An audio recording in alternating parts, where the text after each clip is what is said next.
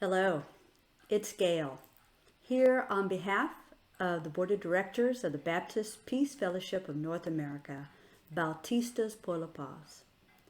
And I'm here to bid you Advent greetings, as well as share a brief year-end reflection and an announcement. Now, I don't know about you, but this whole year has felt like the season of Advent, awaiting in the dark for light to be birthed once again. So from this year-long preparation, what is it that we want to remember from it?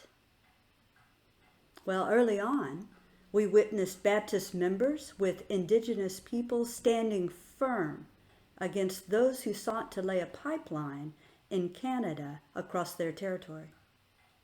And more recently, the gathering in Toronto, shining light and love on the LGBTQ community, bringing healing to fractured families and building new relationships.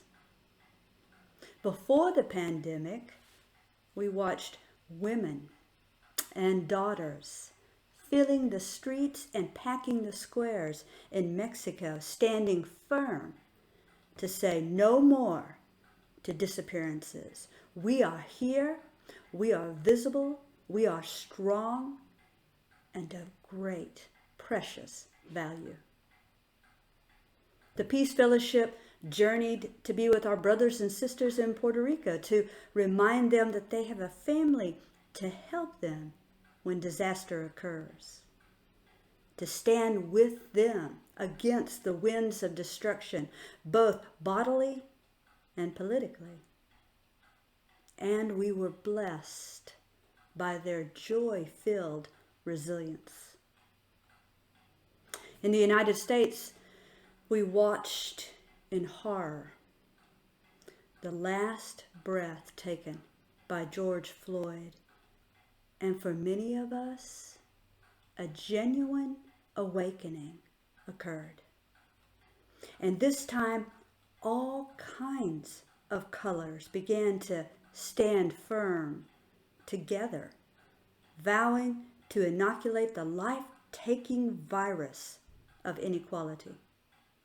A great many of us, in fact, began to educate ourselves about racism, reading books and attending workshops and webinars, and by listening to our siblings of color, to become aware of privilege and make amends for our complicity in wrongdoing.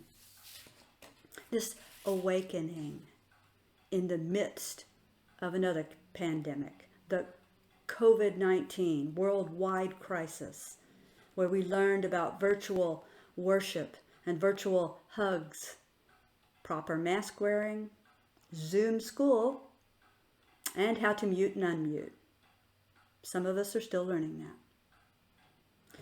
We helped those who lost everything in the wildfires, supported asylum seekers, protected vulnerable dreamers, and helped provide for the unsheltered, making sure each was seen and shown dignity, standing firm with them as precious children of God. And we voted, and we made sure that every vote counted. Some even got to be recounted. Along our regions in North America, we stood firm in 2020 because God is with us and because God gave us to one another. Just as God gave little Mary to be with elder cousin Elizabeth, both going through impossible pregnancies and in need of one another. It's like a little snapshot of the Baptist Peace Fellowship of North America. God is so gracious in giving us one another to partner in birthing truth and justice and mercy and peace. God puts us in touch with others who are also equally miraculously pregnant with the same desires to stand with us, to share resources, or just hold each other in prayer. Even in our physical stay-at-home order, the whole year practically, we were able to cross borders and share with one another what's happening in our own corners, regions getting together and making a difference in their settings for good. So thank you, peacemakers, for standing firm this year and for sharing the pregnant hopes and desires that God has placed in our hearts for our future. As your board, we are delighted to announce that we have extended the contract with Doris. Yeah, I hear the applause. To continue as our interim executive director for an additional year, so that the work of envisioning our future can be brought to full term.